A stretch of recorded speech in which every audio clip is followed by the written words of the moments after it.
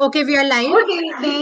Good evening everybody. आप सबका Nandini core board के समाधान कार्यक्रम में स्वागत है। यह ग्रुप कोर बोर्ड की संरक्षिका डॉक्टर श्याम वर्मा जी, एडवोकेट सुधा श्रीवास्तव जी, चेयरपर्सन वीना श्रीवास्तव जी, को चेयरपर्सन मधु अस्थाना जी, डायरेक्टर अनीता श्रीवास्तव जी एवं सुषमा श्रीवास्तव जी तथा नंदिनी क्लब की प्रेसिडेंट सुनीता श्रीवास्तव जी की अनूठी कल्पना है, जिसका मुख्य उद्देश्य महिलाओं की समस्याओं का समाधान है। इन उद्देश्यों को पूरा करने के लिए इंदौर शहर की गणमान्य और अपने अपने क्षेत्र की जानी मानी शख्सियतें जुड़ी हुई हैं, जिनमें रिटायर्ड आईजी डॉक्टर आशा माथुर जी, चिकित्सा क्षेत्र की डॉक्टर पूनम माथुर जी, रचना वर्मा जी एवं एडवोकेट सुधा श्रीवास्तव जी का सहयोग सराहनीय है। आज हम आपको रूबरू करवा रहे हैं डॉक्टर रचना वर्मा जी से, जो कि एमपी की फर्स्ट डॉक्टर हैं जिन्हें Indian academy of pen medicine ने फेलोशिप प्रदान की है। हमारे साथ ग्रुप के इस कार्यक्रम की संयोजिका शुभ्रा श्रीवास्तव जी भी प्रेजेंट है, मौजूद है। Over to Shubhra ji. नमस्ते सभी व्यूअर्स को, रचना मैम को और राखी जी को। आज हम सब हमारे इंदौर की विशिष्ट pain specialist doctor Rachna Verma के साथ हैं और हमारा टॉपिक आज है chronic issues and their treatment using latest technology. जैसा कि हम सब जानते हैं कि पेन तो सभी को होता है, सभी की लाइफ में पेन एक हिस्सा हो गया है, पर कुछ पेन ऐसे होते हैं जो लगातार चलते रहते हैं, हमेशा रहते हैं। कुछ पेन ऐसे होते हैं जो जल्दी ठीक हो जाते हैं, पर जो पेन ऐसे हैं जो हमको हमेशा रहते हैं, उनको सहना तो नहीं चाहिए। मुझे लगता है कि स्पेशलिस्ट के पास जाना चाहिए, उसका प्रॉपर ट्रीटमेंट लेना चाहिए। बट हम में से कितने लोग हैं जिनको ये पता है कि उसको कैसे ट्रीट किया जाता है। आजकल मेडिकल साइंस ने इतना उन्नति कर ली है कि नई टेक्नोलॉजीज आ गई हैं।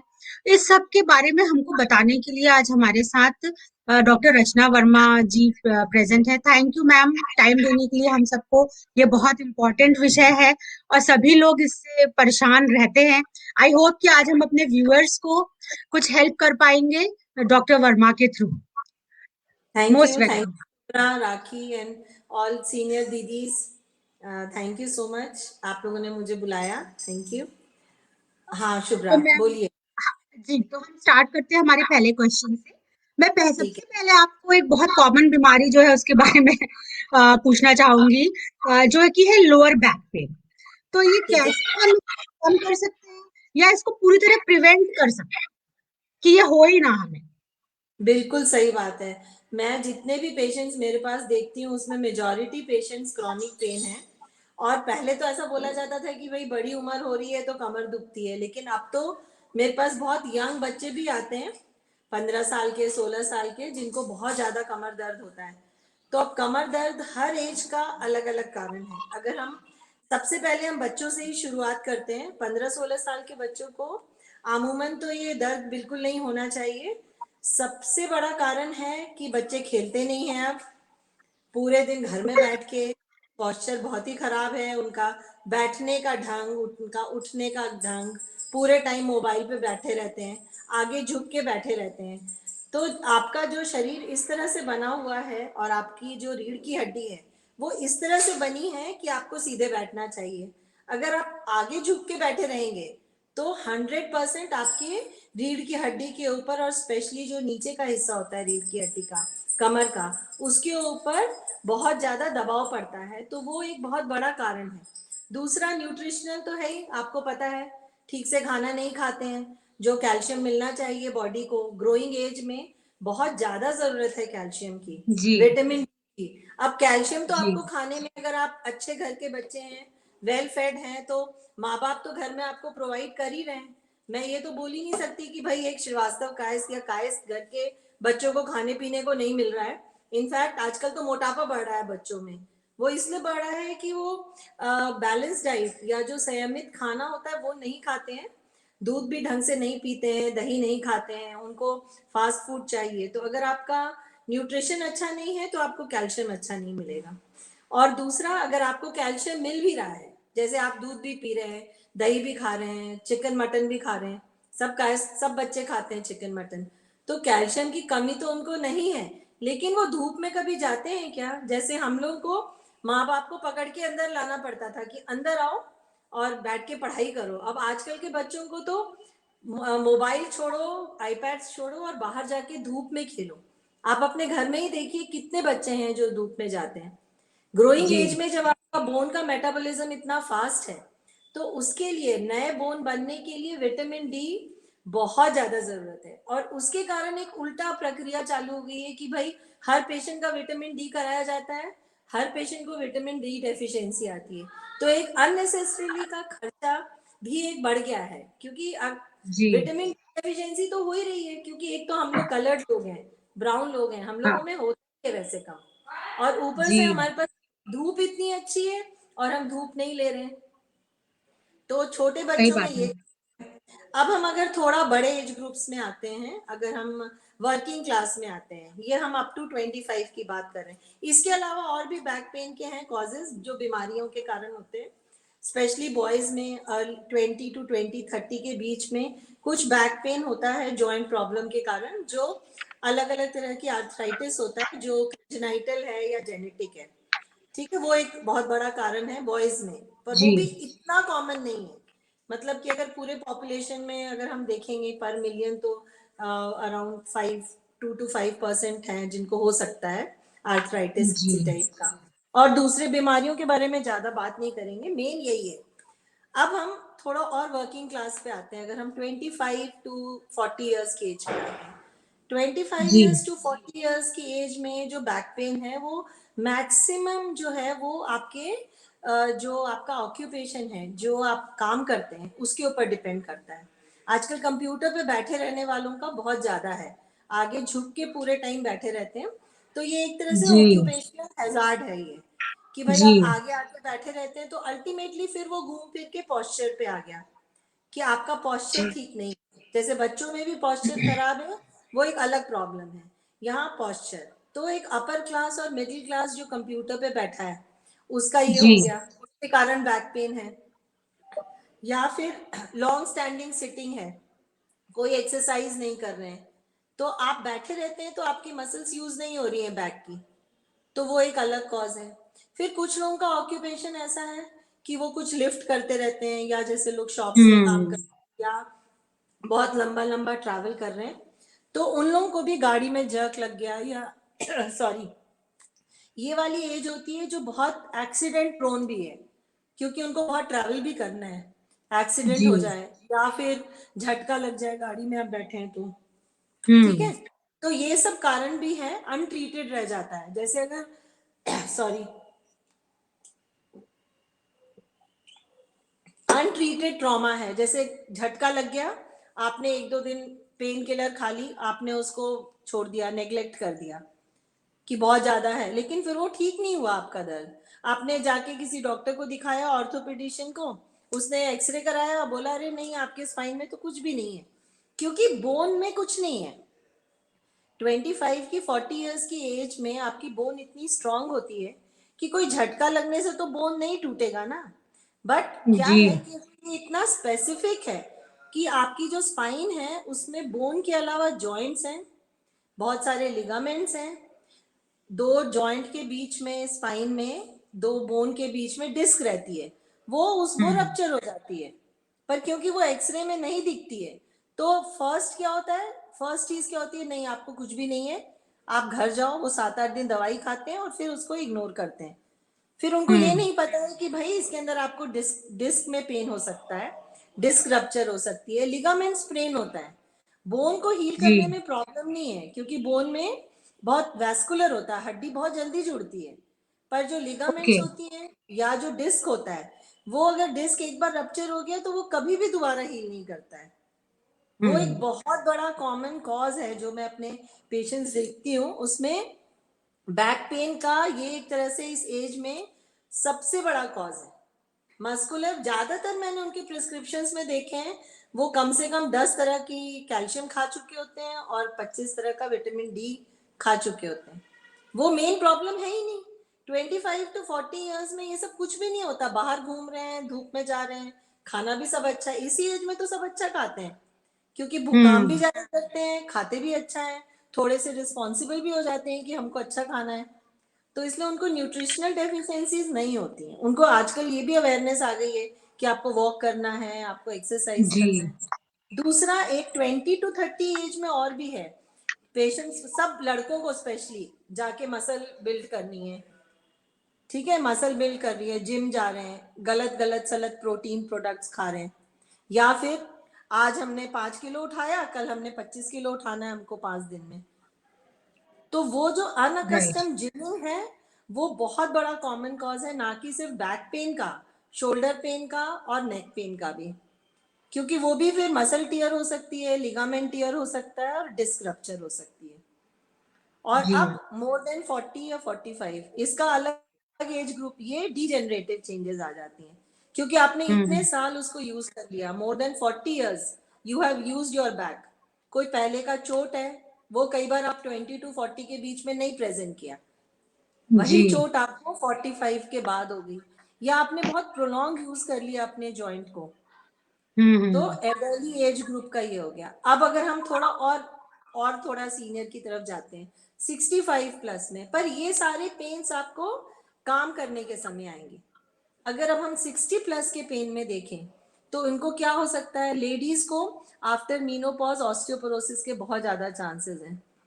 बोन वीक हो गई, बोन का फॉर्मेशन कम हो गया, और कई बार माइनर अंदर ही जो एक्सरे में नहीं दिखता है, अंदर ही अंदर सब्सटेंस में फ्रैक्चर हो जाता है, एकदम ओके फ्रैंक फ्रैक्चर नहीं है, तो that is a very big cause of pain as well as fractures. कई पेशेंट्स आते हैं जिनको आइडिया ही नहीं होता कि उनको बैक पेन हो जा रहा है 10 साल से, 70 years के हैं, उसका उनका एक्सरे नहीं हुआ, क्योंकि वो जाते हैं तो उनसे पूछा जाता है आपको चोट लगी, नहीं लगी, तो फिर again pain killers, vitamin D, calcium, वो दिया, एक्सरे कराया तो दिख जाता है कि भाई बोन बहुत ऑस्टियोपोरोटिक है। ये लेडीज को अराउंड जैसे कि मीनोपॉज हुआ उसके 3-4 years में स्टार्ट हो जाता है, एकदम पीक हो जाता है, और मेल्स को ये और ओके लेट होता है, अराउंड 70 years में ऑस्टियोपोरोसिस। अब ये वाला जो पेन है ये हमेशा रेस्ट पे होगा, इट विल बी रेस्ट, ऐसा नहीं है कि सिर्फ चलने के समय होगा। अगर बोन पेन है तो आप रात में सो रहे हैं तो भी आपको होगा, ये भी एक बहुत कॉमन जी कॉज है एल्डरली एज जी ग्रुप में, ऑस्टियोपोरोटिक है। या अगर इज एसोसिएटेड विद की भूख नहीं लग रही है, नींद भी नहीं आ पा रही है, वेट लॉस हो जी रहा है, तो ये सब कंडीशंस में आपको ये थोड़ी एल्डरली एज ग्रुप में आप मान के चलिए 40 या इसके आसपास, तो ये सब में फ्रैक्चर्स हो सकता है, कोई कैंसर हो सकता है, स्मोकर्स हैं तो कैंसर के बारे में सोचना पड़ता है, ये सब लेकिन वेट लॉस के साथ एसोसिएटेड होगा। अगर कोई इन्फेक्शन है बोन का जिसके कारण बैक पेन है, उसमें हमारे भारत में ट्यूबरक्लोसिस बहुत इंपॉर्टेंट है, तो उसमें भी बैक पेन होता है। तो ये सब कॉमन कॉजेज हैं। प्रिवेंट जी करने का जो मैंने बातें बताई तो आपको समझ आ गया होगा कि आप कैसे प्रिवेंट कर जी सकते बिल्कुल जी हैं, है ना? राखी दी एक्सरसाइज, डॉक्टर प्रॉपर। साहब, डॉक्टर साहब अब ये पूछना था कि ये आईज के दर्द का क्या कारण है? लोगों बच्चों को बहुत आंखों में दर्द होता है, कई बड़ों को भी होता है। देखिए, सबसे कॉमन अगर हम आई पेन के बारे में बात करें तो डिपेंड करता है कि दर्द कब ज्यादा होता है। अगर दिन भर के बाद शाम को होता है तो मोस्ट लाइकली उनको आंख में चश्मा लगने वाला है बच्चों में, ठीक है। अगर अर्ली मॉर्निंग पेन होता है तो फिर वो थोड़ा सा साइनसेस के कारण हो सकता है, किसी किसी का हेडेक साथ में एसोसिएटेड होता है, या कई बार आईज का प्रेशर भी बढ़ा होता है। तो अगर आपको सुबह सुबह उठने के बाद होता है तो बेटर है, या साथ में कोई विजन लॉस है तो आपको फटाफट ऑफ्थाल्मोलॉजिस्ट को दिखाना चाहिए। जी जी ग्लूकोमा एक बहुत बड़ा कारण है एल्डरली एज ग्रुप में, और ये मेन मेन रीजंस यही होते हैं। आई पेन, माइग्रेन भी होता है, कई माइग्रेन टाइप का पेन भी होता है आईज के अंदर, जी आई मैम वियर भी होती है, बहुत किताब पे जी बैठे हुए हैं या ड्राई आई हो रही है, कंप्यूटर पे बैठे हैं दिन भर, तो जो आपकी आईज के अंदर जो वाटर टीयर्स होते हैं ना वो सूख जाता है, तो ड्राई आई बहुत कॉमन ड्राई कॉज है आईज बच्चों में।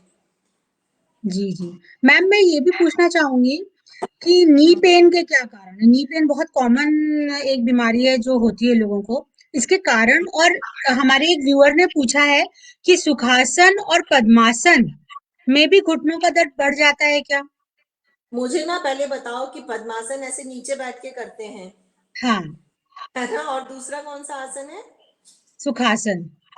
ये कौन सा आसन होता है? मुझे मुझे ठीक से पता नहीं है। घुटने के आलकी पालकी मार के बैठना, आलकी पालकी पालती पालती मारना या नी या पेन करना। अब सबसे पहले तो हम शुरू करते हैं नी पेन क्यों होता है। नी जी पेन फिर वही है, अलग अलग एज ग्रुप्स में अलग अलग कारण है। कोई इन्फेक्शन जी के कारण हो सकता है लेकिन उसके साथ फीवर आए, कोई गठिया हम्म के कारण हो सकता है। जो यंग एज में होता है वो यूजुअली रूमेटॉइड आर्थराइटिस और अलग अलग टाइप के बहुत सारे आर्थराइटिस होते हैं। कोई इन्फेक्शन के साथ या फीवर के साथ, जैसे चिकनगुनिया हो गया या डेंगू है, इनके साथ जॉइंट पेन रहता है। ठीक है, पर जी ये जॉइंट पेन के साथ यूजुअली आपको पता लग जाएगा, मरीज बताएगा कि मुझे बुखार आया था या ऐसा हुआ था, या एक साथ दोनों जॉइंट्स में एक साथ सूजन भी आ रही है, कोई चोट भी नहीं लगी है। ये एक रीजन होता है। दूसरा रीजन और थोड़ा सा एज में होता है, स्पोर्ट्स इंजरी में भी हो जाता है, कभी लिगामेंट टियर हो गया, एक्सीडेंट्स हो हम्म गया। जब हम एल्डरली एज ग्रुप की बात करते हैं, मुझे पता है जो क्वेश्चन है ये एल्डरली एज ग्रुप के लिए। जी इसके मेन रीजन होता है डीजेनरेटिव ऑस्टियोआर्थराइटिस। कुछ तो जेनेटिकली लिंक्ड होता है कि अगर पेरेंट्स को है तो वो बच्चों को भी होगा, मतलब एक एज के बाद। डीजेनरेटिव होता है क्योंकि जैसे जैसे आपका एज बढ़ता है आपका सब कुछ डीजेनरेट होता है। जैसे आपके बाल सफेद होते हैं वैसे ही आपका कार्टिलेज का वियर टियर होता है। वो भी आपकी हैबिट्स पे डिपेंड करता है कि आपने कितना उसको यूज किया, कैसा यूज किया। अगर आप बहुत नीचे बैठते हैं, इंडियन सब कॉन्टिनेंट में बहुत कॉमन है क्योंकि हम नीचे बैठते हैं, नीचे से जी ऊपर उठते हैं तो छोटा छोटा ट्रॉमा होते होते होते होते शुरू में वो फिर जो उसका जो फ्लूइड होता है वो कम होने लगता है। फिर जो वो टिश्यू हम्म होता है अंदर, जो जो नया टिश्यू बनाता है वो डीजनरेट होने लगता है। फिर धीरे धीरे अंदर का जो कार्टिलेज है वो खराब होता है। फिर उसके बाद ये जो रिएक्शन होता है अंदर बॉडी में चोट लगने के कारण, उसके कारण बोन्स में भी बोन्स बढ़ने लगता है, पैर टेढ़ा मेढ़ा होने लगता है, उसके कारण आसपास की जो हम्म उसकी मसल्स हैं वो वीक होने लगती हैं। तो ये कारण है हाँ डीजेनरेटिव ऑस्टियोआर्थराइटिस का। अच्छा वेट ज्यादा, डॉक्टर साहब। ज्यादा हाँ वेट वेट हाँ वेट का भी सबसे है। बड़ा प्रॉब्लम है वेट। आलती पालती मारना, बहुत ज्यादा सीढ़ियों का इस्तेमाल करना, स्क्वाट करना। इंडियन टॉयलेट जो है ना, कहने को तो वो हमारा भारतीय है और हमको उसके लिए वो होना चाहिए, लेकिन हमारे जॉइंट्स के लिए वो बिल्कुल अच्छा नहीं है। तो अब आप देख रहे होंगे, आप अपने अगर आपके हाँ घर में मम्मी पापा हैं उनका देखिए जॉइंट, और आपका सिमिलर एज में अब हमारा जॉइंट देखिए, डिफरेंस है क्योंकि अब हमारा जनरेशन मूव कर गया इंडियन टॉयलेट से इंग्लिश कमोड यूज करने में, वेस्टर्न कमोड जी में। डॉक्टर साहब, कान का दर्द साइड से गले तक जाता है, इसका क्या कारण है? कान का कान से दर्द साइड से गले तक जाता है। बाहर या अंदर? कान ऊपर में से नीचे अंदर तक ऐसे गले तक जाता है। दोनों side? एक साइड या दोनों साइड? अच्छा, व्यूअर्स ने तो यही पूछा था कि साइड से गले तक जाता है, तो क्यों होता है ऐसा उनका? गले में रहता ही है क्योंकि वो दोनों का काफी कुछ एक जैसा है। इसीलिए आपको पता होगा कि गला खराब होता है तो कान में दर्द जाता ही है, क्योंकि बीच में अच्छा। कनेक्शन। उसके अलावा जी नर्व सप्लाई सेम ही होती है उसकी। ओके। थर्ड, नेक पेन भी कान में जा सकता है और गर्दन में आ सकता है। नेक पेन जो होता है ना, नेक का स्पॉन्डिलोसिस या नेक के जॉइंट का पेन भी हम्म कान से लेके गले तक आ सकता है। गले का दर्द भी कान तक जा सकता है। इसके अलावा ओ, ना जो सलाइवा क्रिएटिंग जो वो होते हैं ग्लैंड्स, पैरोटिड ग्लैंड, वो भी कान के पास ही रहता है, तो उसका दर्द भी जी आता है। नर्व पेन भी होता है, जी बहुत सारे। वही हमारे एक व्यूअर ने पूछा है कि नेक पेन क्यों होता है और इसमें चक्कर क्यों आने लग जाते हैं। ठीक है, देखिए नेक पेन का भी जैसा मैं बैक पेन का बताया, नेक हम्म और स्पाइन, बैक पेन दोनों का स्पाइन ऐसा है कि आपके वो बॉडी का वेट बेरिंग एक्सिस में आता है।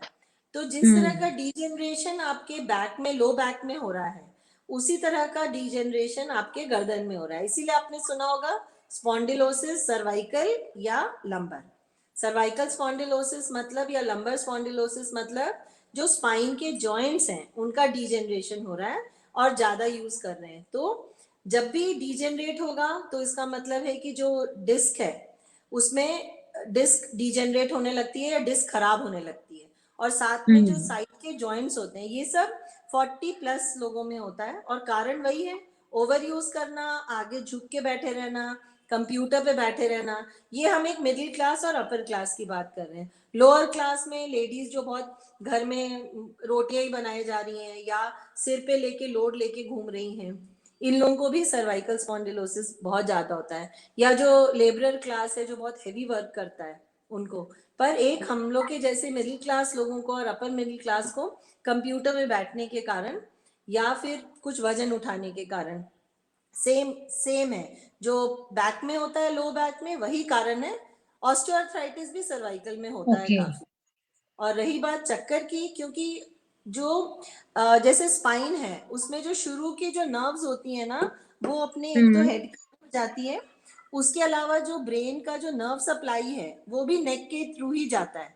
तो कई बार स्पॉन्डिलोसिस में जब हड्डी बढ़ जाती है ना, तो वो उस आर्टरी को प्रेस करती है, जो आर्टरी का सर्कुलेशन, जो ब्रेन को सर्कुलेशन देता है। वो एक बहुत बड़ा कारण है चक्कर आने का। वही एक एक्चुअली मेन कारण यही है। अगर आप वो सिर हिलाते होंगे तो ज्यादा चक्कर आएगा, क्योंकि जो हड्डी बढ़ जाती है, जिसको हम लोग ऑस्टियोफाइट्स बोलते हैं, वो भी सर्वाइकल स्पॉन्डिलोसिस का पार्ट होता है। तो वो जो बोन फॉर्मेशन है, एक्स्ट्रा बोन या एबनॉर्मल बोन फॉर्मेशन हो जाता है छोटी छोटी जॉइंट्स के बीच में, वो आर्टरी को भी कंप्रेस करते हैं और नर्व्स को भी करते हैं। यही एक कारण है चक्कर आने का, वर्टिब्रल आर्टरी को कंप्रेस करते हैं। आजकल शोल्डर पेन बहुत आम हो गया है, इसके कारण लोगों को नमनेस भी आती है पूरे हाथ में। तो ये क्यों होता है और इससे कैसे छुटकारा पा सकते हैं? ओके, जैसे मैंने बोला सर्वाइकल स्पॉन्डिलोसिस है ना, तो अपना स्पाइन होता है, उसके अंदर जो नर्व्स होती है, मेन स्पाइनल कॉर्ड होता है, मतलब अपना जो ब्रेन और स्पाइनल कॉर्ड एक ही सिस्टम है, एक ही सिस्टम भी है। तो ब्रेन से पूरे बॉडी को रेगुलेट करते हैं, ठीक है ना। और जो स्पाइनल कॉर्ड है वो भी अपने पूरे बॉडी को, ब्रेन का सिग्नल पूरे बॉडी को बताता है। तो स्पाइनल कॉर्ड की जो फंक्शन है वो हमारे कंट्रोल में नहीं है। ब्रेन के भी जो एकदम सुपीरियर पार्ट है, जो ह्यूमन बीइंग्स में मोस्ट डेवलप्ड है, वो हमारे कंट्रोल में है। जो हमारा पुराना है, जैसे एनिमल्स वाला जो ब्रेन है, वो भी हमारे में एग्जिस्ट करता है, वो उनके अंडर कंट्रोल में नहीं है, हमारे अंडर कंट्रोल में आ गया है, क्योंकि हमारे पास और उसके ऊपर और दिमाग आ गया, सेरिब्रल कॉर्टेक्स। तो उसी तरह स्पाइनल कॉर्ड का जो फंक्शन है, वो पूरे बॉडी को, ब्रेन का, जो हमारे बस में है और जो हमारे बस में नहीं है, उसका सिग्नल देना पूरे बॉडी को। इसीलिए अगर गर्दन में कुछ हुआ तो आप खत्म, फिनिश्ड। तो जो नेक का पोर्शन होता है, वहां पे जो नर्व्स रहती हैं, स्पाइनल कॉर्ड में से जो नर्व्स निकलती हैं हर लेवल पे, उसमें 5th नर्व से लेके 11th 12th नर्व जो है, ऊपर से अगर हम नीचे जाएं, जैसे मैंने बताया, फर्स्ट 3 4 तो ब्रेन को जाता है, हेड को जाता है, नेक को जाता है। पर उसके नीचे 4th नर्व के नीचे अराउंड 10th नर्व तक जो है, वो अपने हाथों को सप्लाई करता है, हाथों को सिग्नल देता है। तो शोल्डर जॉइंट का फिर वही प्रॉब्लम क्या है कि अगर 5th और 6th नर्व के ऊपर कंप्रेशन आएगा या दबाव आएगा स्पॉन्डिलोसिस के कारण, और दबाव के कारण अगर नस में सूजन आएगी तो हाथों में झुंझुनी आएगी।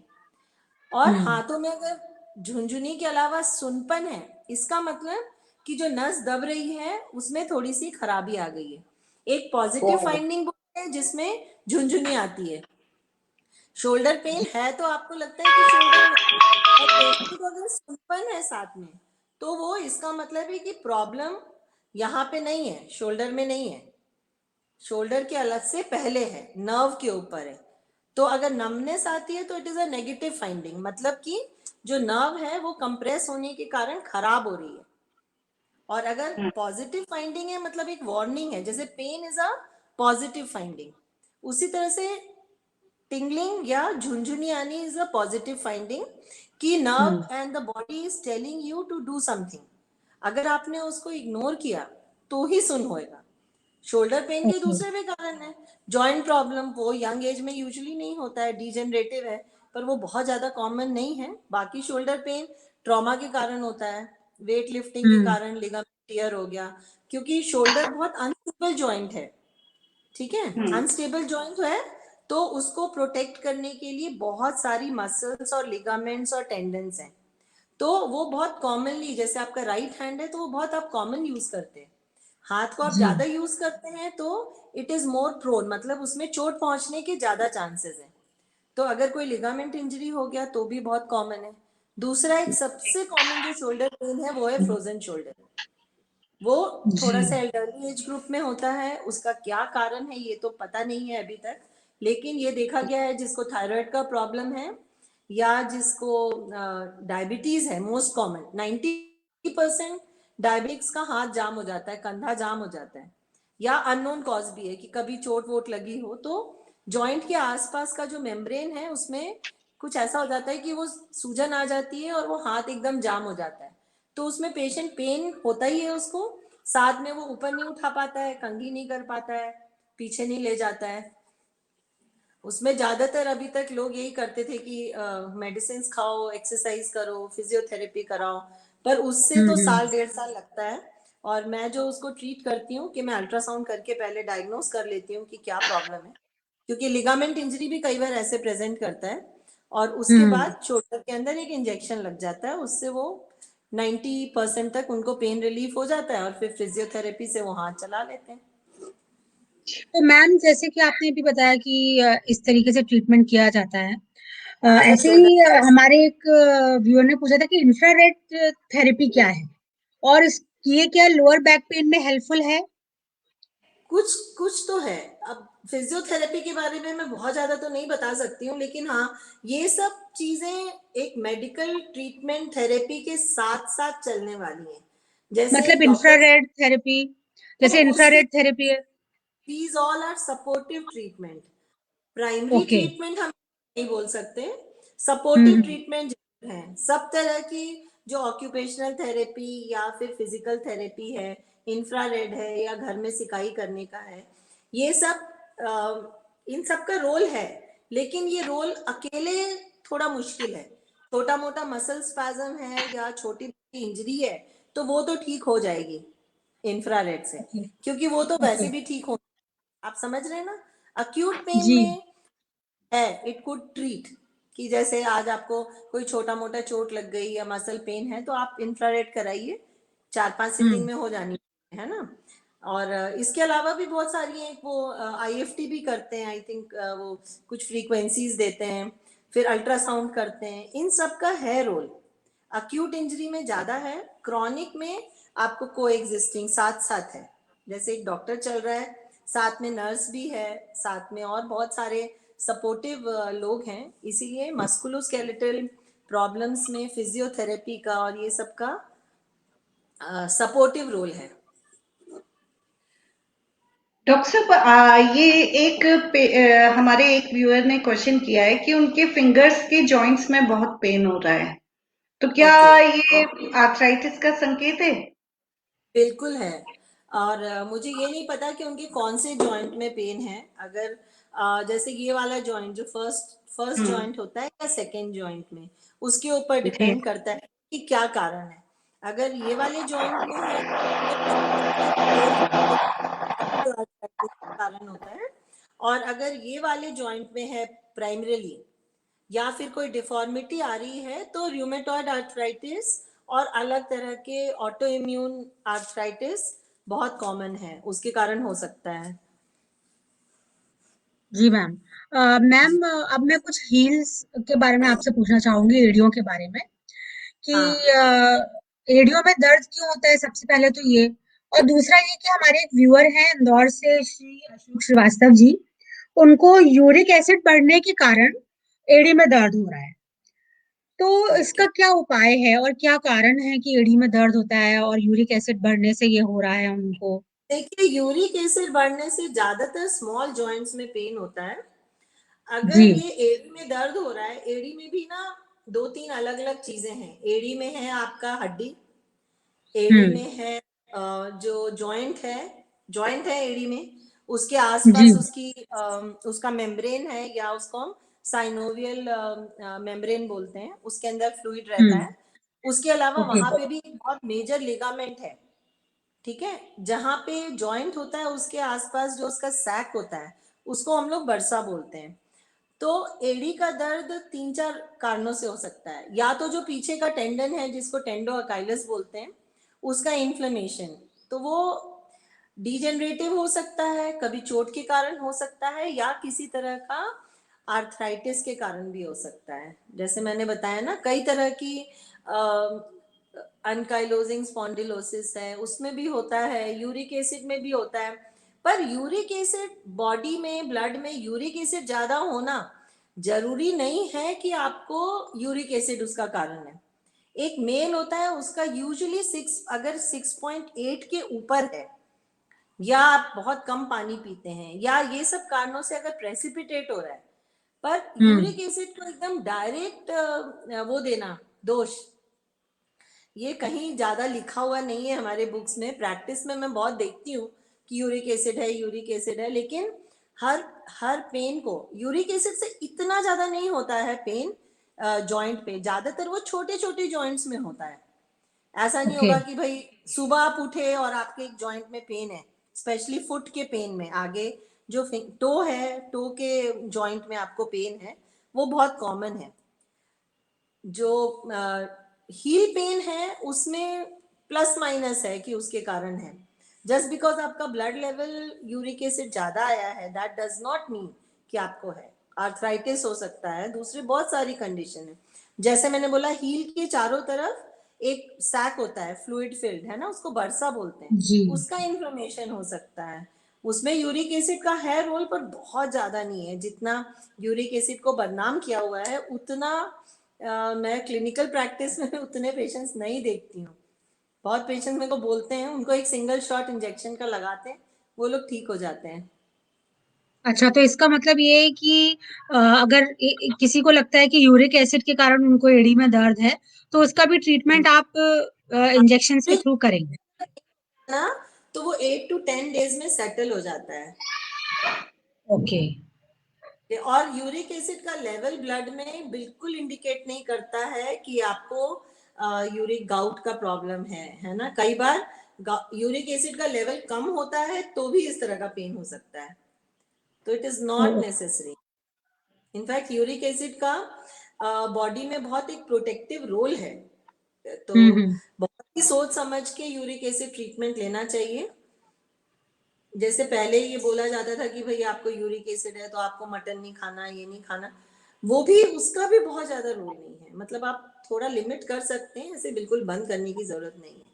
कुछ तो दवाइयों से भी डाइट यूरिक, का भी डॉक्टर साहब, लोग बोलते हैं ना कि डाइट अगर ब्रोकली खाइए तो यूरिक एसिड कम होता है, तो क्या ये सही में इफेक्टिव रहता है? नहीं, आई डोंट थिंक सो। क्योंकि ना बॉडी में यूरिक एसिड के है कि या तो आपके बॉडी में ज्यादा बन रहा है जेनेटिकली, ओके। या आपके किडनी में कोई प्रॉब्लम है तो कम एक्सक्रीट हो रहा है, ये मेन है। और तीसरा होता है कि आप ऐसी ड्रग्स खा रहे हैं, आप ऐसी दवाइयां खा रहे हैं, जैसे कुछ ब्लड प्रेशर की कम करने की दवाइयां हैं जो खाने से आपका यूरिक एसिड बढ़ सकता है, और ऐसे पेशेंट्स को जरूर यूरिक एसिड का पेन होता है। तो अगर आपको है भी और आपको लगता है इसके कारण है, तो मैं ये बोलूंगी कि कभी कभार आप खा सकते हैं, लेकिन पानी आपको 3 से 4 लीटर पीना है, क्योंकि ये सॉल्युबिलिटी का ही रोल है। अगर आप पानी कम पीते हैं तो आपको हो सकता है। और जरूरी नहीं है कि ये यूरिक एसिड ही हो, और भी दूसरे क्रिस्टल्स होते हैं बॉडी में जो डिपॉजिट हो सकते हैं। ओके। अच्छा डॉक्टर साहब, ये हम कैसे आइडेंटिफाई करें कि पैर में जो ऊपर से नीचे का दर्द है ये शाइटिका का पेन है? ऊपर से नीचे तक का दर्द है हाँ। कि हाँ। के पैर तक? ठीक है, सबसे पहले सियाटिका का दर्द जो होगा वो 90% आपको चलने के समय होगा, ठीक है। दूसरा, उसका जो कैरेक्टर होता है ना, वो आपको शूटिंग पेन होगा, या इलेक्ट्रिक पेन होगा, या आपको आगे झुकने में ज्यादा होगा। और मैक्सिमम ये पेशेंट का जो ये पेन होता है 90% लोगों में, जब आप रेस्ट जी। करते हैं तो ठीक हो जाता है। कुछ कंडीशंस ऐसी होती हैं जिनमें बैठने में भी आपको सियाटिका जैसा पेन होगा, पर अगर आपके स्पाइन से आ रहा है तो मैक्सिमम ये सियाटिका का पेन आपको चलने में होगा। बैठने में भी हो सकता है, पर वो दूसरी कंडीशन होती है। और उसका जो करंट, किसी किसी को करंट आएगा, किसी किसी को तार हाँ एकदम जी। जैसा लगेगा, कुछ एबनॉर्मल सेंसेशन होगा। और शियाटिका में और कैसे पेशेंट्स बोलते हैं, मेनली यही बोलते हैं कि भाई आपको शूटिंग पेन हो रहा है, कारण साथ में आपको झुंझुनी आ सकती है। शियाटिका का पेन है तो झुंझुनी आएगी जरूर, झुंझुनी आ सकती है, सुनपन आ सकता है। ओके, तो मैम ये बताइए कि ये ट्राइजेमिनल न्यूरैल्जिया क्या है? ट्राइजेमिनल न्यूरैल्जिया एक बहुत इंपॉर्टेंट नर्व होता है जो अपने दिमाग से निकल के, और उसका मेन काम होता है पूरे फेस पे सेंसेशन देना। और ये जो ओके, हम जॉ चलाते हैं ना, ये वाली जो मसल होती है, बस एक ही उसका ये फंक्शन होता है मसल चलाने का। बाकी उसका यहाँ से लेके आईज के यहाँ तक, एक उस यहाँ से लेके यहाँ तक और यहाँ से लेके यहाँ तक जो हम टच कर रहे हैं ना, ये सेंसेशन दिमाग तक पहुंचाता है। तो अब जो ट्राइजेमिनल नर्व है वो दिमाग से निकल के और बाहर निकलती है फेस तक। तो वो स्कल ओके, में से निकलती है ना, तो बहुत घूम घाम के निकलती है। तो बहुत सारे मरीजों में तो कारण नहीं पता लगता है। कुछ बीमारियों, ये एक तो ज्यादा एज ग्रुप में होता है, दूसरा कुछ बीमारियों के साथ उसका एसोसिएशन पाया गया है, जैसे मल्टीपल स्क्लेरोसिस, और वो ओके, बहुत कॉमन बीमारी नहीं है और कई लोगों को तो पता ही नहीं होता कि क्यों है। जैसे माइग्रेन का पता नहीं है, तो 50% लोगों में किसी किसी में दिखता है कि कहीं से ब्लड वेसल है वो कंप्रेस कर रही है, एक वो छोटे से छेद में से बाहर निकलती है। तो किसी किसी में कारण मालूम पड़ता है, किसी किसी में मालूम नहीं पड़ता है। तो ट्राइजेमिनल न्यूरैल्जिया में, न्यूरैल्जिया मतलब नर्व पेन, और ट्राइजेमिनल एक नर्व है जो मेन अपनी फिफ्थ नर्व बोलते हैं, वो अपने दिमाग से निकलती है और फेस को सेंसेशन देती है। तो उसके डिस्ट्रीब्यूशन में अगर पेन है तो उसको ट्राइजेमिनल न्यूरैल्जिया बोलते हैं। नर्व पेन जैसे शियाटिका ओके, का पेन होता है, तो उसका टिपिकल कैरेक्टरिस्टिक होगा कि एकदम करंट जैसा लगेगा, शॉक जैसा ओके, लगेगा। वो जो पेशेंट को अगर जरा सा भी झटका लगे या हवा लगती है तो उसका दर्द एकदम से तेज होता है, और फिर वापस से वो हो जाता है। मतलब ये इतना ओके, सिवियर पेन होता है कि पेशेंट यूं पकड़ के बैठा रहता है अपना फेस। एल्डरली एज ग्रुप में ही ज्यादा होता है ये। जी, जी। तो मैम अभी तक तो हमने सारे बॉडी के दर्द डिस्कस किए कि कहाँ हम्म। कैसा दर्द हो सकता है, उसके क्या कारण हैं, क्या सिम्पटम्स हैं। तो मैम अब हम ये जानना चाहेंगे कि आजकल आप किन लेटेस्ट टेक्नोलॉजीज को यूज करके इन दर्दों का निवारण कर रही हैं? ठीक है, आप एक एक करके पूछिए तो फिर मैं एक एक करके बताती हूँ। जी, जैसे हमने स्टार्ट किया था लोअर बैक पेन से। अच्छा अच्छा, ठीक है, ट्राइजेमिनल न्यूरैल्जिया से स्टार्ट करें। जी, बिल्कुल, जैसा आप चाहें। ठीक, ऐसे जाते हैं, जिसमें ट्राइजेमिनल न्यूरैल्जिया बहुत कॉमन नहीं है। इसमें कुछ तो लोग सर्जरी कराते हैं, लेकिन सर्जरी के बाद भी स्टार्ट हो जाता है। तो हमारा मेन एम होता है कि जो ट्राइजेमिनल नर्व है, हमको जी, उसका दर्द कम करना है। तो एक जगह होती है जहाँ पे उसका मेन मेन स्पेस होता है, वो बाहर निकल के फेस पे आता है।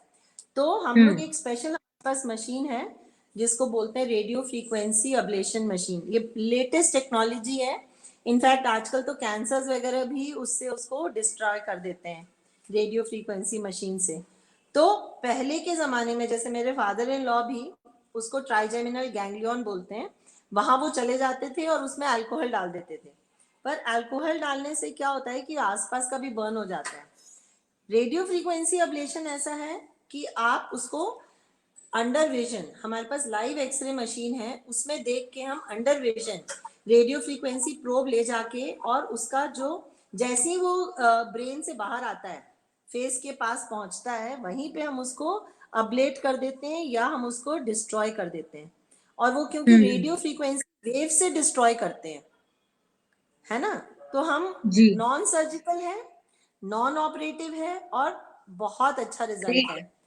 2 सिटिंग, कई बार 2 सिटिंग करना पड़ता है। और हाँ जी। क्योंकि ट्राइजेमिनल न्यूरैल्जिया भी 3 तरह का अलग अलग होता है। किसी को इस पोर्शन में दर्द होता है जो थोड़ा अनकॉमन है, किसी को बीच के पोर्शन में होता है, और किसी का नीचे का पोर्शन में होता है। तो हम सेलेक्टिवली, जैसे पहले के ज़माने में अल्कोहल डाल के बर्न करते थे, तो आप सेलेक्टिव नहीं हो सकते थे। तो अब हम under vision live X ray machine है हमारे पास, या सीटी विजन में भी, सीटी गाइडेड भी कर सकते हैं, और लाइव फ्लोरोस्कोपी विजन में या लाइव एक्सरे विजन में हम देख के, और हम एक स्पेशल तरह का प्रोब लेके अंदर जाते हैं और उससे हम रेडियो फ्रीक्वेंसी वेव्स देके और उस गैंग्लियन को खत्म कर देते हैं, उसी को करते हैं। जैसे ये वाला नर्व है तो फिर हम बाकी दो को टच नहीं करते, सिर्फ उसको सेलेक्टिवली हम उसको डिस्ट्रॉय कर देते हैं। तो उसका ये एक साइड इफेक्ट है कि थोड़ा सा सुन रहेगा, लेकिन जो पेशेंट इतना इतना परेशान है और जिसका कुछ भी नहीं हो रहा है, दवाइयां भी रिस्पॉन्ड नहीं कर रही हैं और परेशान हो गया, तो उसके लिए बहुत ही it is life saving. And ये पेशेंट्स ना, इनको बिल्कुल सुसाइडल जैसे हो जाते हैं ट्राइजेमिनल न्यूरैल्जिया वाले, तो वो लोग उनके लिए बहुत अच्छा है ये, वेरी गुड प्रोसीजर। अभी बस यही थोड़ा और एक मैम साइड इसका ये है कि थोड़ा एक्सपेंसिव है, टाइम कंज्यूमिंग है, बट सर्जरी पर से तो असरदार बेटर है। ही है, क्योंकि सर्जरी के बाद भी बहुत लोगों को वापस से हो जाता है, क्योंकि उसका कॉज हमको नहीं मालूम है, तो हमको इंटरप्ट करना पड़ता है, वो नर्व सप्लाई को ओके। ही इंटरप्ट करना पड़ता है। और मैम हील्स के लिए? अब हील्स के लिए तो सबसे पहले तो आइडेंटिफाई करना है कि क्या कॉज है। बहुत सारे ओके। आर्थराइटिस में होता है, और कुछ मेडिसिन तो लोग देते ही हैं। इसके अलावा नर्व ब्लॉक्स होते हैं और डायरेक्ट इंजेक्शन करते हैं हम उसमें, ग्लूकोकॉर्टिकॉइड्स इंजेक्शन होते हैं जो लोकली एक्टिंग होते हैं, वो उनका फोरमोस्ट ट्रीटमेंट यही है और बेस्ट ट्रीटमेंट है। ओके। और शोल्डर पेन और neck pain? Shoulder neck pain, जैसा मैंने आपको बताया, जो कॉज है नेक में, अगर जॉइंट के कारण हो रहा है, जॉइंट पेन के कारण हो रहा है, जैसे मैंने बताया डिस्क के कारण भी हो सकता है और जॉइंट के कारण हो सकता है। अगर डिस्क के कारण है तो फिर हम अंदर जाके ड्रग डिपॉजिट करते हैं डिस्क के पास, अंडर फ्लोरोस्कोपी। तो वो जो डिस्क होती है ना, उसको वो डिहाइड्रेट हो जाती है और उसके कारण जो स्वेलिंग आ रही है वो कम हो जाता है। ये भी बहुत हाईली ओके। टेक्निकल है, क्योंकि ये भी हम अंडर विजन करते हैं, नेक के अंदर करते हैं। दूसरा जो जॉइंट है, जॉइंट को भी हम ड्रग से भी अब्लेट कर सकते हैं, उसकी नर्व्स को, और रेडियो फ्रीक्वेंसी से भी कर सकते हैं। हमारे पास दोनों ओके। ऑप्शंस हैं, नर्व के लिए भी कर सकते हैं, रेडियो फ्रीक्वेंसी अब्लेशन कर सकते हैं, क्रायो कर सकते हैं, और ड्रग से भी नर्व ब्लॉक्स कर सकते हैं, उससे भी वो ठीक हो जाता है। ज्यादातर फर्स्ट हम ड्रग से करते हैं, अगर उससे अच्छा पॉजिटिव रिस्पॉन्स आता है तो फिर हम, अगर उनको दोबारा रिलैप्स होता है तो फिर हम रेडियो फ्रीक्वेंसी अब्लेशन करते हैं उन जॉइंट्स की। और मैम नी पेन और लोअर बैक पेन के लिए? नी पेन, हाँ सबसे डिफिकल्ट होता है नी पेन को ट्रीट करना, क्योंकि नी पेन में आपका पूरा बॉडी का, आपका सबसे पहले तो हम उनको समझाते हैं लाइफस्टाइल मॉडिफिकेशन, वेट को कंट्रोल में करना है, क्योंकि जैसे जैसे आपका वेट बढ़ता है वैसे वैसे लोड बढ़ता है। अगर ये कॉज ऑस्टियोआर्थराइटिस है, वेट कम करना, लाइफस्टाइल चेंज करना, मतलब अगर आपको नीचे बैठने की आदत है तो वो बंद करिए, स्क्वाटिंग बंद करिए, आलती पालती मारना बंद करिए। ये सब कारण है जिसके कारण इंडियन सब कॉन्टिनेंट में ऑस्टियोआर्थराइटिस नी जॉइंट बहुत ही ज्यादा कॉमन है। Physiotherapy okay. करना, क्योंकि जब आपका जॉइंट खराब होता है तो उसके आसपास की जो मसल्स होती हैं वो भी वेस्ट हो जाती है, मतलब वो भी वीक हो जाती हैं। तो मसल जी। स्ट्रेंथनिंग करना, साइकिलिंग करना, स्विमिंग करना, ये सारी एक्सरसाइजेस वेट भी कंट्रोल करती है और जॉइंट्स को भी सपोर्ट करके रखती हैं। अब ये तो पेशेंट करेगा जिसको प्रॉब्लम है। अब आप बोलिएगा कि फिर आप क्या करती है मैम, सब हम ही करें तो उसमें डिपेंड करता है कि आप कौन से लेवल पे आई हैं हमारे पास, कौन से स्टेज पे आई हैं। अगर आप बहुत अर्ली स्टेज पे हैं तो हमारे पास कुछ है करने को, आपके जॉइंट को हील करने के लिए। अगर आप बहुत लेट आए हैं तो हमारे पास फिर जॉइंट हील करने के लिए कुछ नहीं है, हमारे पास सिर्फ उसको पेन को ट्रीट करने के लिए। ठीक है, अब जॉइंट को हील करने के लिए स्टेम सेल थेरेपी होती है। स्टेम सेल भी 2-3 अलग अलग तरह से निकालते हैं, बोन में से निकालते हैं, तो वो बहुत डिफिकल्ट है और बहुत एक्सपेंसिव है, इसीलिए वो बहुत इंडिया में सक्सेसफुल नहीं है स्टेम सेल थेरेपी।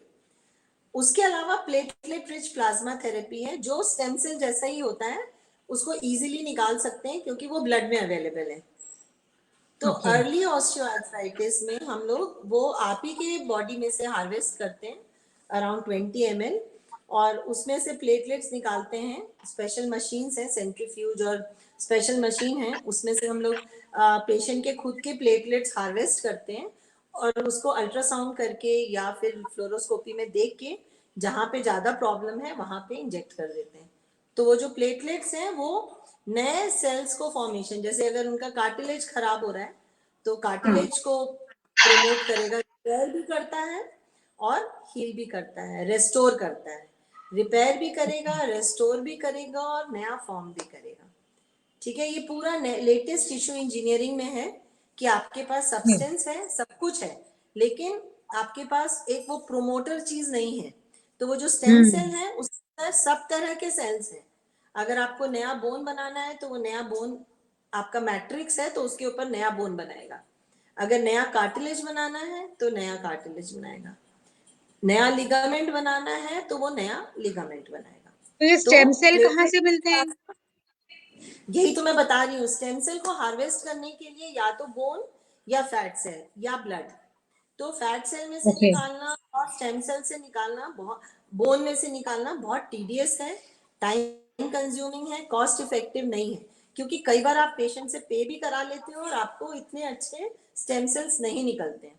तो अब लेटेस्ट लास्ट 4 to 5 में प्लेटलेट रिच प्लाज्मा का बहुत अच्छा, प्लेटलेट रिच प्लाज्मा स्टार्ट हुआ था हेयर ग्रोथ के लिए, कि पहले उन लोगों ने हेयर ग्रो किया, फिर कॉस्मेटिक के लिए यूज किया, और अब वो मस्कुलोस्केलेटल कंडीशंस जैसे ऑस्टियोआर्थराइटिस है उसके लिए, स्मॉल जॉइंट्स, बिग जॉइंट्स के लिए है, टेनिस एल्बो के लिए भी है, और हाँ मैम, मैं टेनिस एल्बो पूछना चाह रही थी आपसे, क्योंकि इवन मेरे हस्बैंड भी गोल्फ खेलते हैं और टेनिस खेलते हैं, उनको भी यहाँ पे एल्बो में दर्द है। तो मैं समझना चाह रही थी कि सिर्फ फिजियोथेरेपी से ही ये ट्रीट होता है, टेनिस एल्बो या और भी चीजें? फर्क पड़ता है, पर वो यही है कि जो टेनिस एल्बो होता है वो कोई अक्यूट कंडीशन नहीं है, वो क्रॉनिक है। जी। मतलब कि वो जो आपका वहां पे जो टेंडन है ना वो हम्म। डीजनरेट हो रहा है, खराब हो रहा है। पहले ऐसा सोचते थे ओके। कि वो उसका सूजन है वहां पर, ठीक है, हम्म पर वो सूजन एक्चुअली होती नहीं है। वो वहां का जो टेंडन है ना, जो जहाँ के बोन पे चिपकता है, वो वहीं से उसके हम्म। जो टिश्यूज है वो खराब हो गए हैं, टिश्यूज ओवर यूज ओ। हो गए हैं, डीजेनरेट हो गए हैं। टेनिस एल्बो हो, ये सारी जो कंडीशंस को हम ओवर यूज टीनोसाइनोवाइटिस बोलते हैं, या जो भी बोलते हैं हम, ये डीजेनरेटिव कंडीशन है। ये पूरा एक नया डेफिनेशन आ गया है, पहले ये डेफिनेशन ओ। था नहीं, सबको लगता था कि ये क्रॉनिक इन्फ्लेमेशन है, जबकि ये क्रॉनिक इन्फ्लेमेशन नहीं है, ये उससे ज्यादा है, ये टिश्यू ही खराब हो रहा है वहां पे। तो फिर जैसा मैंने बोला ओके। कि करने के लिए हमारे पास प्लेटलेट रिच प्लाज्मा है, पर वो पेन के लिए ओके। नहीं करते हैं, वो के लिए रीजनरेशन और रेस्टोर रीजनरेशन। एंड रिपेयर, ये तीन ओके। चीजें हैं, 3 Rs बोलते हैं। जैसे वो रिसाइकल और वो होता है ना, जी जी। रीयूज रिसाइकल, उसमें उसी तरह से बॉडी के सिस्टम में उसको बोलते हैं regeneration, repair and restore. Restaurant. Regenerate करो, ओके। हाँ, रिपेयर करो और फिर रेस्टोर करो। तो जी platelet rich plasma is a good option. उससे पहले हम इंजेक्शन लगा देते हैं पेन के लिए, तो उससे भी पेन फर्क पड़ता है। अगर पेशेंट अगर अच्छे से एक्सरसाइज करे, फिजियोथेरेपी करे, तो पेशेंट ठीक हो भी जाते हैं, इंजेक्शन से भी ठीक होते हैं। पर फिर आपको जी। जी। मेंटेन करना पड़ेगा, क्योंकि ये ओवर यूज है या हम्म। ट्रोमैटिक है। जैसे आपने बोला आपके हस्बैंड को अगर ये हो रहा है, चोट पहुंच रही है, बार बार चोट पहुंचेगी तो बार बार होगा, ओके। फिर वो अच्छा अंदर डॉक्टर स्कार साहब, ये टिश्यू। जितने भी इतनी न्यू टेक्नोलॉजीज आई हैं, तो इनके क्या कुछ साइड इफेक्ट्स भी हैं? अब प्लेटलेट रिच प्लाज्मा के तो कोई खास साइड इफेक्ट कैसे हो सकते हैं? आप ही का ब्लड निकाला, उसमें से ही रेस्टोर किया, उसी में से निकाला प्लेटलेट्स, तो मिनिमल, ये जो पेन इंटरवेंशन, पेन मेडिसिन है, इसमें यही तो सबसे अच्छा एडवांटेज है कि it has hardly any side effect. अब अगर जैसे प्लेटलेट रिच प्लाज्मा किया तो हमने कितना ब्लड निकाला आपका, 20 ml। आप समझ सकते हैं कि एक नॉर्मल मेंस्ट्रुअल ब्लड फ्लो ही 80 ml चला जाता है, तो जी। ऐसा कुछ भी नहीं होता। तो उसी तरह अगर आपका 20 ml ब्लड क्या होता है, आपके बॉडी में कितना ब्लड है, बहुत सारा ब्लड है आपके बॉडी में, by the way 5 to 6 litres है। उसमें से अगर हमने 20 ml निकाला तो वो तो बिल्कुल एक बूंद जैसा ही है आपके बॉडी में, तो उसको निकालने से भी कुछ नहीं होता है। उसको आपके सामने ही प्रोसेस करते हैं और फ्रेश उसी समय डाल देते हैं। हाँ। इसका कोई इफेक्ट नहीं है। अब नर्व ब्लॉक्स का भी कोई साइड इफेक्ट नहीं है, क्योंकि वो अंडर विजन करते हैं, लोकल एनेस्थीसिया में करते हैं, टारगेटेड करते हैं। जैसे ये बहुत इंपॉर्टेंट है जो मैं बता रही हूँ, ये टिश्यू स्पेसिफिक इंजेक्शन है। ये ऐसा नहीं है कि हमने कहीं भी डाल दिया। पहले भी लोग करते थे, पर ये दर्द कहाँ है और इंजेक्शन कहाँ जा रहा है आपको नहीं मालूम है। ये टिश्यू स्पेसिफिक है, क्योंकि हम जो भी करते हैं, जैसे अगर हम प्लेटलेट रिच प्लाज्मा भी करते हैं तो वो अंडर अल्ट्रासाउंड गाइडेंस करेंगे। अगर हम टेनिस एल्बो में कर रहे हैं तो हम ऐसे ही ब्लाइंडली नहीं डालेंगे। कहीं भी कुछ भी करते हैं तो वो हम टारगेटेड करते हैं। इट इज अंडर विजन, आप देख रहे हैं। अगर हमको अपने स्किन के नीचे आपको ऐसे तो नहीं दिखेगा with eyes, so you need the help of latest technology, जैसे अल्ट्रासाउंड है या लाइव एक्सरे मशीन है, लाइव फ्लोरोस्कोपी है, या सीटी गाइडेड है। सीटी गाइडेड थोड़ा एक्सपेंसिव हो जाता है, बट बाकी ये दो अफोर्डेबल हैं, ultrasound and C arm fluoroscopy, they are afforded. आप आराम से अफोर्ड कर सकते हैं, अफोर्डेबल है। सीटी गाइडेड भी कर सकते हैं, बट वेरी एक्सपेंसिव, क्योंकि अगर आप सीटी का ही तो अराउंड 10,000 रुपीज तो आपको सीटी मशीन वाले को ही देना पड़ेगा। Then it becomes more tedious this thing. तो मैम ये सब जो दूसरा रेडियो फ्रीक्वेंसी वेव से जो हम अबलेट करते हैं, रेडियो फ्रीक्वेंसी वेव्स है, साउंड वेव्स। अगर आप लोग में से कोई इंजीनियर है, शुभ्रा आप शायद इंजीनियर हो, तो you will know that it's just radio frequency wave. ये हाई फ्रीक्वेंसी वेव्स हैं, जिसके कारण हीट एनर्जी प्रोड्यूस होता है, और वो heat energy sound energy converted to heat energy, and that too targeted है, अंडर विजन है। जिस जगह पे हमको करना है उसके उसी स्मॉल रेडियस के अंदर जाएगा, फ्यू मिलीमीटर रेडियस पे जाएगा, तो it will have no effect. पहले अल्कोहल या फिनॉल डालते थे तो वो तो सॉल्यूशन है, वो तो आप जहां डालोगे उससे 10 सेंटीमीटर आगे फैल जाएगा। तो बेसिकली इन सब का कोई साइड इफेक्ट एज सच नहीं है। इस तरह की दवाई का भी साइड इफेक्ट होता है, तो इडियोसिंक्रेटिक या आपको पता नहीं है, पर 99.9% ये सब सेफ है, क्योंकि ये 99.9% बोल रही हूँ मैं, it's a huge safety margin.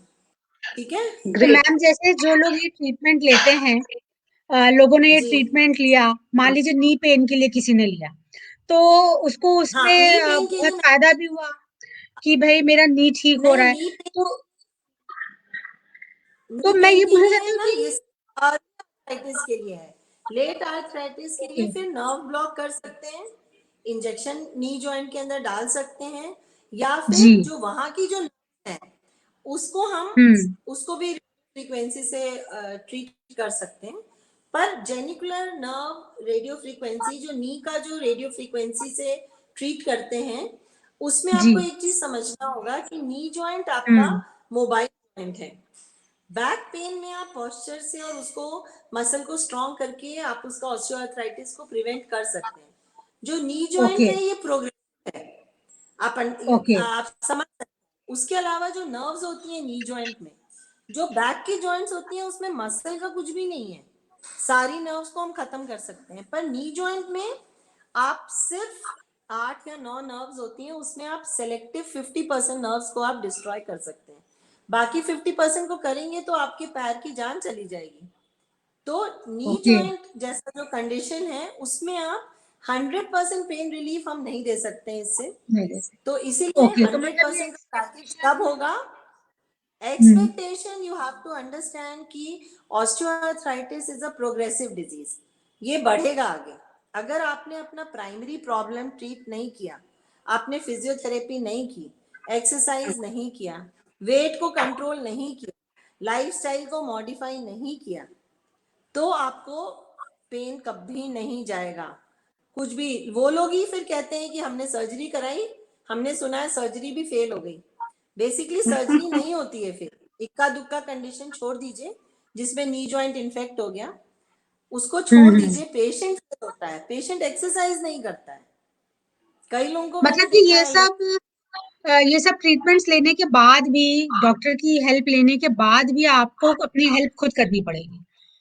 बिल्कुल 100%। क्योंकि तो ये ये हमारे नेचुरल दर्द नहीं में नेचुरली ओके, ये जो है। थेरेपीज आपने बताई, जो ट्रीटमेंट्स आपने बताए, तो ये हमको इसमें असिस्ट जरूर करेंगे हमारी लाइफस्टाइल अच्छा बेटर करने करेगा के लिए, लेकिन हमको इसके अलावा बिल्कुल। एक्सरसाइज और वेट कंट्रोल वगैरह तो करना पड़ेगा। यस, क्योंकि ये सारी प्रॉब्लम्स आपको जो कॉज हो रहा है, क्यों हो रहा है? जी। बैड पोस्चर, अगर बैक पेन है और कोई रीजन नहीं है, बैड पोस्चर है, तो आपको हम्म। पोस्चर को करेक्ट करना क्वेश्चन पड़ेगा, करो। नहीं तो क्या होगा? आपकी जॉइंट में अगर हमने आज ठीक कर दिया, आपने वो अपना जी। लाइफस्टाइल नहीं चेंज किया, आप ऐसे सिर झुका के ही बैठे रहेंगे, तो आपको हम्म। होगा, है जी। ना? क्योंकि अगर आप आगे झुक के बैठते हैं तो जो आपकी मसल्स आपको स्ट्रेट रखती हैं वो स्ट्रेच हो जाती हैं, तो वो स्ट्रेच होगी तो वो धीरे धीरे वीक हो जाएगी। उसको जैसा जी। रहना है उसको वैसा रहने दीजिए। मसल को स्ट्रेट रखने में या पोस्चर करेक्ट करने में एक मसल नहीं होती है, 4-5 मसल्स बहुत होती सही हैं। से। कुछ आपको आगे जी। झुकाती हैं, कुछ आपको पीछे खींचती हैं। तो अगर आप आगे हम्म। झुक के रहेंगे तो जो पीछे खींचने वाली मसल है वो खींचती जाएगी, और जो आगे वाली मसल है वो काम ही नहीं करेगी, क्योंकि आपने हम्म। उसी का काम नहीं कर दिया। वो वीक हो जाएगी, पीछे वाली मसल वीक हो जाएगी, थक जाएगी आगे खींच खींच के। तो पॉस्चर इंपॉर्टेंट है। फिर मैंने फिर वही, जैसे बैक टू स्क्वायर वन, कि एक्सरसाइज, फिजियोथेरेपी ये तो छोड़िए, एक्सरसाइज करना, करेक्ट डाइट लेना, करेक्ट पॉस्चर मेंटेन करना नेक के लिए, और उसके लिए बहुत इंपॉर्टेंट है। जो बहुत लोग इम्पोर्टेंट है। कंप्यूटर में बहुत बैठे रहते हैं उनको हमेशा अपना सिर टिका के बैठना चाहिए। आप कंप्यूटर हम्म। को अपने पास लेके आइए, आप कंप्यूटर के पास मत जाइए, ठीक है? Very nice straight back, suggestion. Right. Straight बैठ है। कैल्शियम का, कैल्शियम मैं तो लिखती भी नहीं हूँ और मैं कुछ बहुत ज्यादा कैल्शियम खाती भी नहीं हूँ। मैं सजेस्ट भी लोगों को यही करती हूँ, अगर आप अफोर्ड कर सकते हैं दूध दही पनीर चीज अच्छा न्यूट्रिशन, तो अपना तो वो न्यूट्रिशन का लीजिए। ध्यान रखें। धूप के हम्म। लिए भी विटामिन डी आपको तभी लेने की जरूरत है अगर आप घर में घुसे रहते हैं और धूप में नहीं जाते। अगर आप रोज आधा पौन घंटा जब आपको टाइम मिले अगर आप धूप में जाएं, तो आपको विटामिन डी का इंजेक्शन सप्लीमेंट, विटामिन डी का लेवल कराने की बिल्कुल जरूरत नहीं है, क्योंकि जरूरत आपके नहीं। बॉडी में स्किन के अंदर बन जाता है विटामिन डी धूप में। जी जी सन जी। लेते हैं, सूरज भगवान का रोज सुबह उठिए, उनको पानी चढ़ाइए और आधा घंटा सूरज का लीजिए रोशनी, आपको कभी विटामिन डी की जरूरत नहीं पड़ेगी। कमी नहीं होगी। और जी। अच्छे, अगर आप अच्छे घर के हैं, जो लोअर क्लास है जरूर मैं उनको लिखती हूँ, क्योंकि लोअर क्लास में जरूर खाने पीने का लेडीज का स्पेशली बहुत जी। ज्यादा उनको मिलता नहीं, और लेडीज को फिर उनको वो रिक्वायरमेंट भी ध्यान भी ज्यादा नहीं होती देती हैं। है। आपको हम्म। प्रेगनेंसी है या आप दूध पिला रही हैं तो उस समय कैल्शियम सप्लीमेंट जरूर लीजिए। अगर आपको जी। किसी को फ्रैक्चर हो रहा है तब आप कैल्शियम लीजिए। बाकी एक regular healthy style lifestyle lead करिए, कोई आपको कैल्शियम सप्लीमेंट जरूरत नहीं की है। जरूरत नहीं। आज तो मैम आपने बहुत सारे हम लोगों को इम्पोर्टेंट सजेशंस दिए। हम लोग ही सुन के हमको लग रहा है कि हमको अभी से ये फॉलो करना चाहिए। कई चीजें ऐसी बिल्कुल पता चली जो कभी सोची भी नहीं थी कि मेडिकल साइंस इतना आगे बढ़ गया है, और इतना जो पहले जितना कठिन था जिनका इलाज वो इतना इजीली अब हो सकता है। और हम लोगों को हमारे लेवल पे क्या करना चाहिए। तो ma'am thank you so much, thank you आपने सो इतना मच। समय हम लोगों को दिया। मैं अपने व्यूअर्स से यही रिक्वेस्ट करना चाहूंगी कि आप मैम को दोबारा सुनिए, ध्यान से सुनिए, और जो भी आपको क्वेश्चंस हो, मैम का फोन नंबर नीचे आ रहा है वीडियो पे, आप प्लीज उनसे कांटेक्ट करिए। वो हमेशा रेडी रहती हैं हेल्प करने के लिए। आज भी उन्होंने हम लोगों को इतना टाइम दिया। हमारे समाधान ग्रुप की बहुत इंपॉर्टेंट और वैल्यूएबल मेंबर है ma'am. Ma'am thank you so much, आज आप हमारे साथ जुड़े। आई होप कि हमने काफी क्वेश्चंस कवर किए, पर जो आई आते होप, रहेंगे और वो हम आपको भेजेंगे जरूर। Sure sure. Thank you so much Rakhi di, Shubhra, Rakhi, thank you so thank much. Nandini, thank you Sakshi, so सब much ma'am. Thank you so much. Thank you, bye, नमस्कार। नमस्ते। नमस्कार।